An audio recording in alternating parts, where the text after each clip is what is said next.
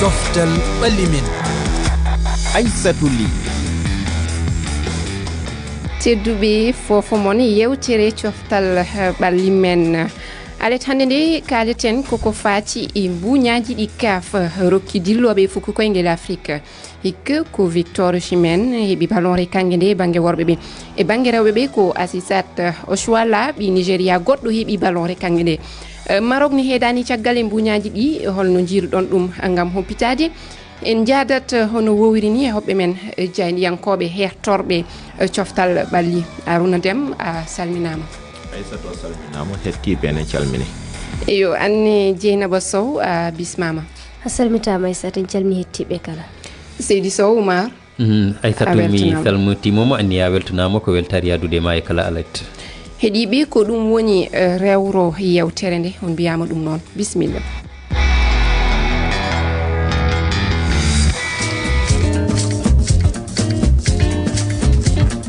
The play of the year 2023, the most in terms of the votes that has been cast, is also from the beautiful country, Viktoor Oshimen.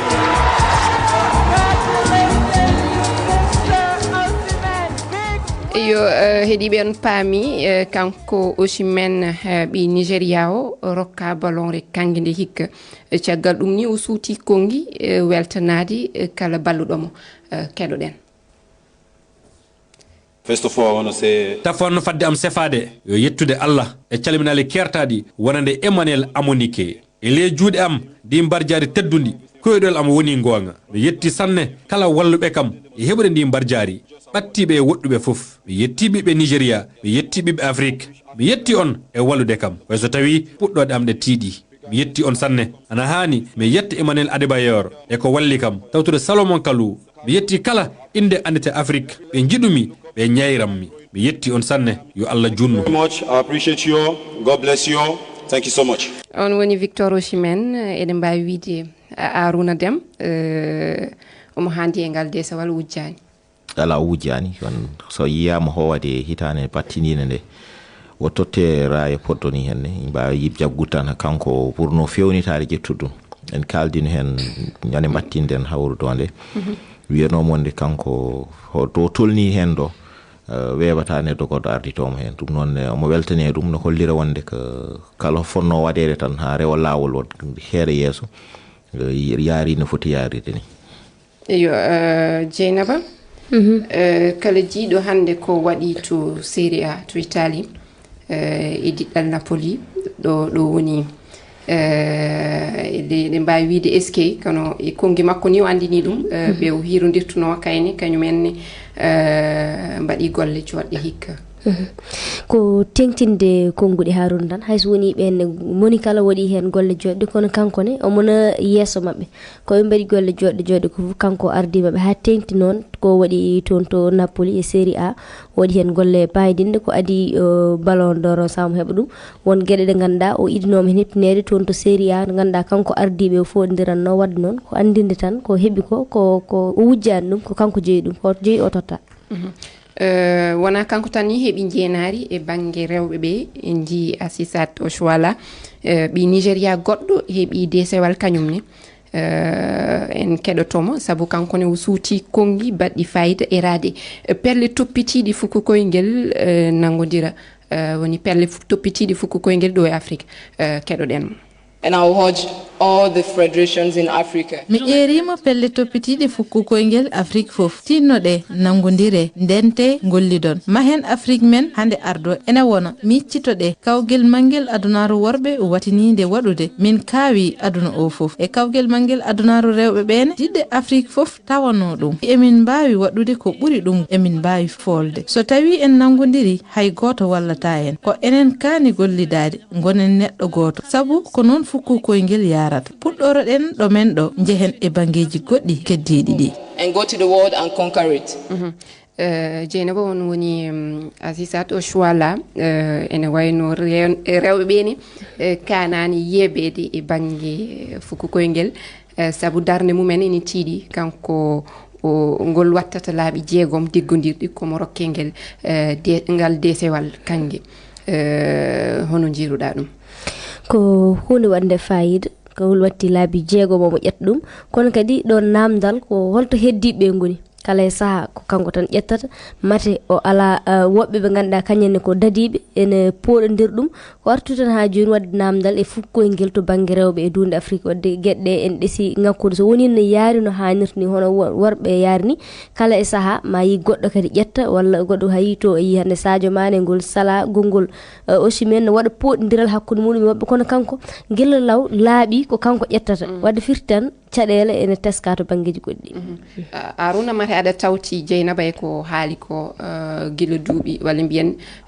laaɓi 6 deggodirɗi mate ko woni Barcelone jiɗɗar Barcelone mo hirodirtuno on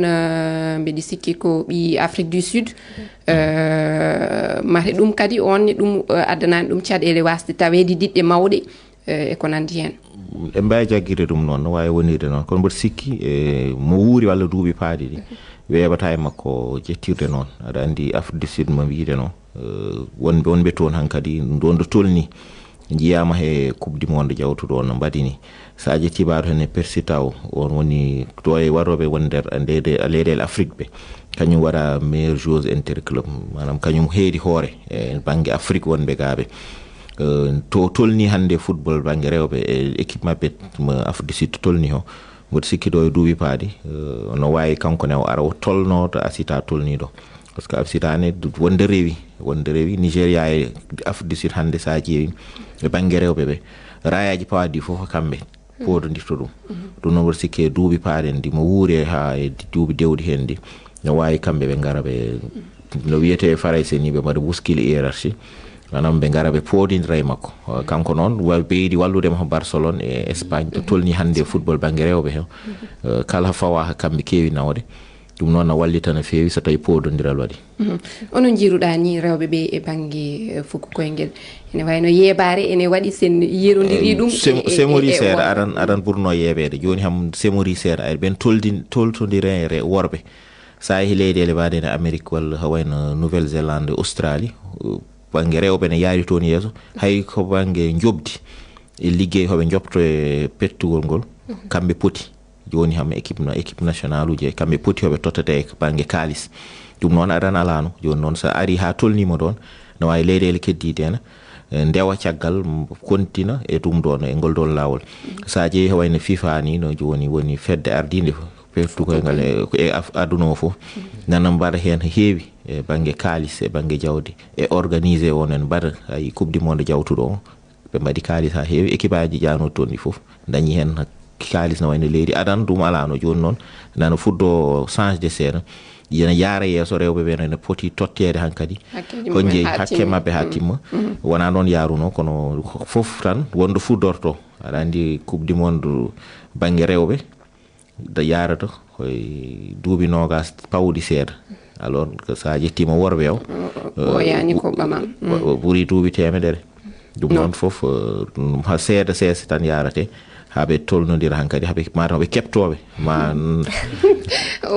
Umar an holno jiiruɗa ɗum rafi potal ene ɗon rewɓe e worɓe ɓe pondaka e banggue fukku koyngel e banggue Coftal-Ɓalli no Haaruuna wini dawal ngal ni yaaji nde tawno dañɓe duuɓi temedere pawɗi guila dawa dawi ha e ɓe ganduɗa ko puɗɗi heptinede walla yaade e wone niveau ji towɗi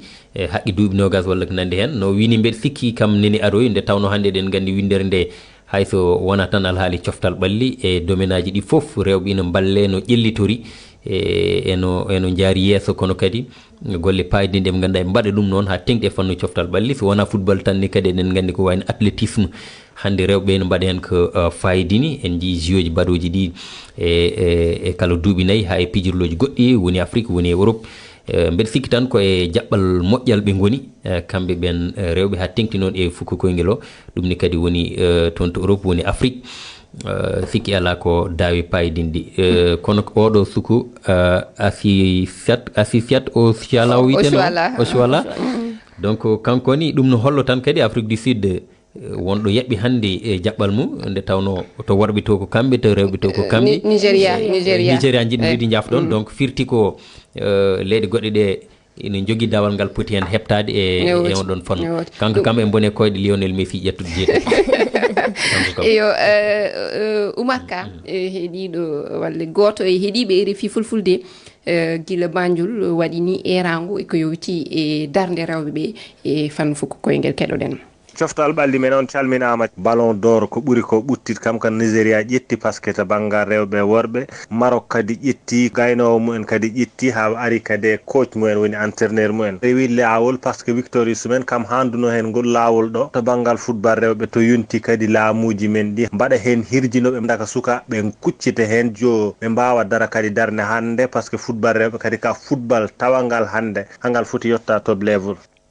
A jarama Umar Ka heeɗiɓe ɓe ne beltanama ma jaafoɗon min mbawano addude fofof tan wadde ɗum e yewtere nde ɗum waɗi min jubbi hen seeɗe kanko haali tokarama Umar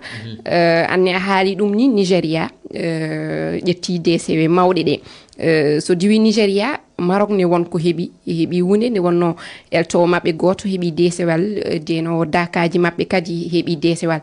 eɗen mbawi wiide mi ara e ma Jeynaba mate ɗum hande hollirta tinnare ɗe leyɗe e banggue fukku koyngel mate ɗum hollirta ko ɗe leyɗe tigui gardi tigi ha tengti e leydi Maroc kam ko waɗi ko gila e mondial o ni ɓuuri hen tengtude e golle ɗe ganduɗa ɓe mbaɗa hen kadi hay football mabɓe e nder leydi mabɓe kadi ene yaari yesso so kamɓe sa ƴeewi kippuji mabɓe ɓuuri hen wona hewɓe hen ene goni e leyɗele mabɓe ene mbaɗa hen évolué ko ɗum tan hollirta ɗum ɗon jaa e ko saabi aɓe daña ɗiɗon trophée ɗi ganduɗa aɓe keeɓa ɗum noon ko hollirta tan kamɓe fukkoyngel mabɓe nana yaara yesso te ɗum ɗon kala saaha ene yiiye kamɓe kam Maroc ha ni e leyɗele ɓadiɗeɓe leyɗele ganduɗa ko leyɗele woɗeɓe kamɓe aɓe ɓuuri hen tengtude e to banggue fukkoyngel to eyo ko wona ɗum tan mataw en ɓennati haala the best ɗum ne ko deesewal gongal ganduɗa fedde FIFA ene rokkiro ɗum hitande kala ɓurɓe wade fettude bal ɓe gandini noon Lionel Messi Haaland e Mbappé ɓe goni tato foɗodiroɓe hen hikka Haaruuna ɓe tato poɗinirtuno ballon d'or walla ballon kannge UEFA o hono ɗum way kamɓe garti kadi kamɓe garti ɗum noon mboɗo sikkiran hoye lawol ɗum woni lawol sa ƴeewi ne moƴƴi fettu koyngel no tolne aduna hande kamɓe tato ɓen dow heddiɓe fof nan less ala fof ɓadiɗoɓe e on banggue Messi ƴettuno banggue bal kange o France football tottirto adduno ɗum noon ko coupe du monde mo gagni o aɗa andi noon FIFA the best FIFA e hoorem kañum jeeyi ɗum kañum jogui on raaya sa ƴeewi Messi gagni coupe du monde woni ha ɓuuri mawnude kamɓe ho mbatta e banggue football hande sa ƴeewi kanko noon mboɗo sikki omo jogui avancére kono noon ko alano waɗi hitande he kañum Manchester City no wawi no par ce que kamɓe noɓe mbaɗi to woote o ni no suɓorte ni critére uji ɗino heeɓi sertude ma taw no serti e jiiɗa te wotoɓe ɓe ne jiiɗa no wawi gol alali no wawi waylade no wawi waylo mbaɗo no alande ni hande dañi e hitande yawtunde ho e banggue Manchester City o no wawi ngol ara wada peut être ko wiyete créer surprise wono betta yimɓe ardito Messi kono min ham mi sikkani mbaɗo no Mbappé ni no ardo kanko min woɗi sikki tan hakkude Haaland e Messi hay gonga ni France hay Mbappé nawi France ha final coupe du monde kono to woni to Paris Saint-Germain ɗo ha caggal championnat France o ala ko mbatti on oya gagnima coupe du monde woni Messi oya gagnima Ligue des champions Haaland gagni championnat Angleterre kala fawono to jettinayi Jeynaba nana wayna tan nana dillino hoore mbiɗa sikki kanko koye ma o yaadi wonna wayi tan ho yaari banggue ha gasini kanko mata ko haala ko e Mbappé woni goni Messi jaaduɗa an kam sikki ala nanda seyni tal nan to ene weɗma junggo ene wima ko noon tigui kanko mbiɗa sikki kanko ne ko Messi o jinganta en tout cas mi anda critére uji ɗi e haqigo kono mbeɗa sikki so tawi tan woodi ko wayli hen seeɗa so Allah alande hande no metti daddi noon Jeynaba wona waɗande on lekkon cew koñ kono coupe du monde amen o alande wongo waɗi hen aɗen ñandede yontere ɓe nunne mbeɗa tooña mbeɗa wi Messi neno jogi ballon d'or e nder poste muɗum o donc kono bon so tawi critère uji en tout cas ne ferti seeɗa yama ngol ɗo no Haaruuna wiri ni bettere waɗa hawnaki Mbappé ne wawi fadde wadde yo fadde wadde ha ittande arore tedduɓe en garat han kadi hono gowɗen wadde yoga e kawdire baɗɗi to Europe jaadeten hen koye Umar Sow Seydi Sow hoto puɗɗortoɗa to Premier League o eyi eɗen mbawi fuɗɗorade Premier League eɗen gandi hannde championnat ji kam fina kaale eɗen gandi ni jaa e ɓurɗi tengtuɗi e oɗo saaha mbo kaleten Aissatou kawral neni dogo hakkude Liverpool kam e Manchester United ɓe tolni e filmaji 64 hay goto taw waɗani loggol ko kowal ɓe jarete taw ko waɗi ɗum noon Arsenal waɗi loggi ɗiɗi e dande Brighton, West Ham ne kayni fooli e Wolverhampton 3 e hay hunde. Brentford hakkude mum Aston Villa ko Aston Villa waɗi loggi ɗiɗi e gotel. Kawri goɗɗi mbaɗino hanki Everton waɗi loggi ɗiɗi e dande Burnley. Newcastle loggi tati fooli Fulham. Chelsea waɗi ɗiɗi e kowal hakkude mum e Sheffield. Manchester City hakkude mum e Crystal Palace hay goto folano goɗɗo koɓe teldirɓi ɗiɗi e ɗiɗi. To classement to ko Arsenal heedi yeeso toɓɓe 39 Aston Villa rewi hen. Liverpool woni e jonde tataɓere nde en jii e tataɓe City suwa taw artude eɓe goɗɗodiri e Arsenal ni nde tawno ko toɓɓe 5 tumbi hakkude maɓɓe. To bituji ko Haaland ha joni ardi rewen tan ko Salah no wanoni e nde yontere alay maɓɓe fo baɗɗo kesum taw en jokkat to Espagne eyyi to Espagne eɗen gandi hande kawral mawgal no fada hakkude Real de Madrid e Villarreal ɗum ko yamde nogas waɗata. Real Sociedad e Betis koɓe telduɓe hay goto waɗani loggol. Almeria kame Mallorca ko hayndigo mbiyen kowal e kowal. Hanki kawri mbaɗi FC Barcelone e Valence gotel e gotel koɓe telduɓe. Getafe waɗi loggi tati e dande Séville. Atlético Bilbao waɗi ɗiɗi e dande Atlético Madrid. Celta Vigo waɗi mbaddu goto e dande Grenade. Kawral gongal ina fada Girona kamɓe hannde gardi championnat toon to Espagne eɓe kawro e Deportivo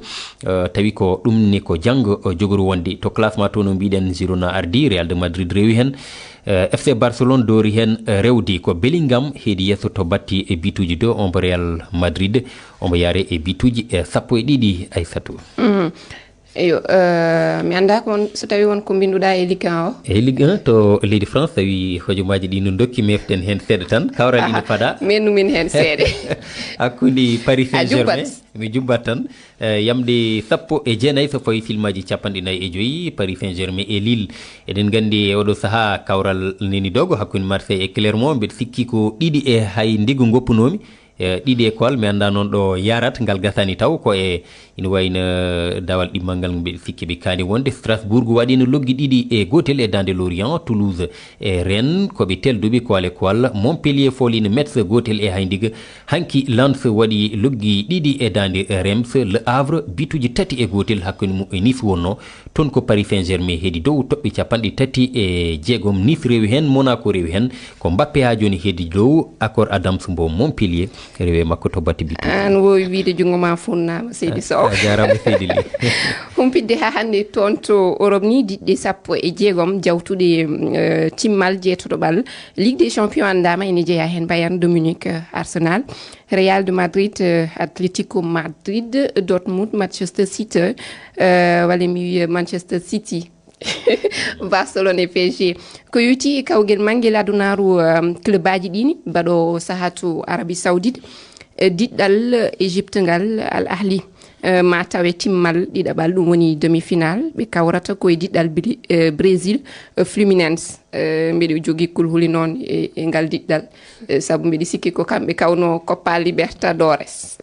eywa hawnaki ma Allah wallu tan wodo ko Afrique naaɓe gartiri humpidde ni FIFA andini ngel kawgel hesɗintinte e hitande 2025 ma en gartuga hen e ko yowiti e kawgel mangel adunaru fukku jungo rewɓe ɓe ko hande yamɗi 19 France e Norvège kawodirta e timmode nde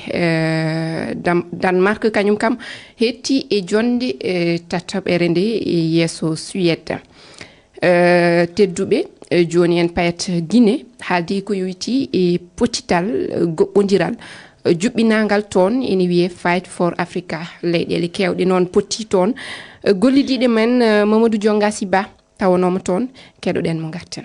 Afana Bari ƴettanowo ngal jagorgal halfinangal sukaɓe e Coftal-Ɓalli konngol hino artanden e ngal folotiral hande so daari ɗo boxerɓe Afrique ɓen fof hande no waɗi Conakry ɗo aduna Allah on fof no fewti ɗo ɗum ɗo ko hunde aranere ni e ndi leydi men ndi boxe la Guinée on yimɓe ɓuyi anda ko boxe amateur e Lansana Beya Diallo faala waɗugol boxe on boxe professionnel fi ka Jean-Claude Van Damme on fi privé no tawa Tyson kadi pijugo no woodi ko landano toon ko wawaka waɗede Alpha Amadou Baldi hoorejo ngal dental boxe lendi fo e ɓay nafa menen surtout menen fédération ɓay ko boxe hay si lutte ko jama wiyata ɗo ko mbuyina ko komi yiiɗo si Allah jam mi ekkitoto boxe ɗum ɗon ko go'o noon ɗimmitengel ngel boxeur ɓe ɓe waɗi compétition ɗum ɓeydinayi ɓe ganda e faamu e mum to laamiɗo boxe on Afrique kadi arɗo ɗo o nelduno menen fédération on matériel ji arbitre jo mo adduno ko jannuno arbitre ɓe amen ɓen ɗo Ibrahima Sori Bari boxeur jo guinenajo folunoɗo e piiro arano ngon non komi teeno noon ko welo e joni duuɓi neɓuɗi men e yangade fi ɗum ɗo ande Allah waɗi joni aduna Allah on fof joni andi onti no ɗum ɗo hollilan kon ɓurtu wakkilago haray o jagorɗo sukaɓe Coftal-Ɓalli holluno ɗum ɗo ko duminteɗum leydi Guinée caggal ɓiɗɗo makko on Ibrahima Diallo folude piiro sakkitoro ngon e ngal folotiral noddirtengal Fighting for Africa. Mamadou Diongasi Ba Conakry RFI. jarama Mamadou Diongasi Ba tedduɓe on keɗima Haaruuna Jeynaba o nonne on keɗima haala goɓɓodiral ɗum woni boxe ɗum noon Fight for Africa yuɓɓinama mataw ɗum heewani yiyede ɗo e leyɗe men ko wayno Sénégal hande leyɗele kewɗe potti toon mate hanani kadi en keɗima ni wone mabɓe kalɗo ɗum mbiɗo ɗum ko hunde moƴƴude hande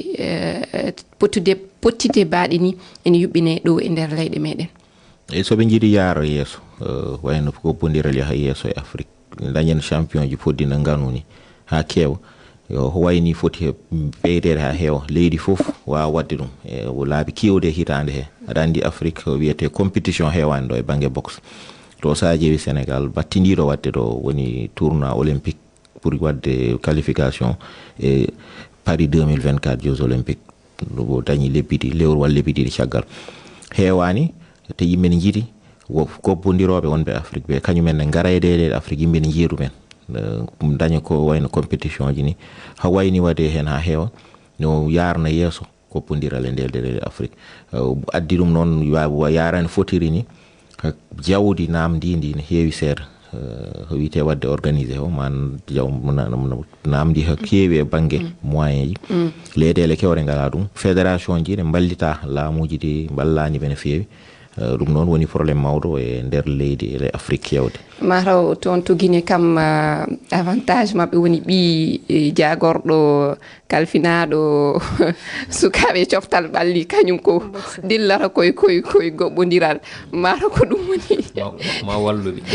ɓen kam so Allah jaaɓi jogorani hedde caggal jogorani hedde caggal Jeynaba tigi no Haaruuna wini ha tengti e fédération ji poti wallede no fewi saabu a yiyat to banggue Coftal-Ɓalli e nder leyɗele fédération ji ɓurɗi hen heptinede ko fukkoyngel refti hen ko basket keddiɗi no waɗi ni walla to ko ɗo e Sénégal kam lamba kan mum ala ko Afrique du Sud Umar Sow jano wiɗi min noon Afrique du Sud soɓe ɓe ene poti hokkede faydede mbaɗa ɓe mbawa yaade e diral ngal kam goɓɓodiral mbita ɗum manda ko goɓɓodiral kam min coftani hen no fewi on jinno wi tan Algérie kam mbeɗa andi ina tinni on ɗon fannu no fewi alali boxe joni mbeɗa tooña mbeɗa wi o papier mo mbaɗmi Afrique du Sud joni saabi ko kalami fof ko toon nayortomi kono noon leyɗe Afrique ina kaani ɓurɗi iccilade quand même e won fannu yo heeɗiɓe ko ɗum uddi yewtere nde min jetti on e heɗogol mon lobbol min jetti hoɓɓe men Haaruuna Dem Jeynaba Umar Sow anni a yettama wonta yejjidde min jetti Jeynaba Bamum Jeynaba Umar Sow non wadde Jeynaba e Bamum min jetti heɓɓe karallagal ngal on woni Moussa Thiam kanko nangue golle ɗe ha peewi jooɗi on woni Malang Sonko kankone omon heedi toon on beltanama on mbiyama ɗum noon ha yontere arore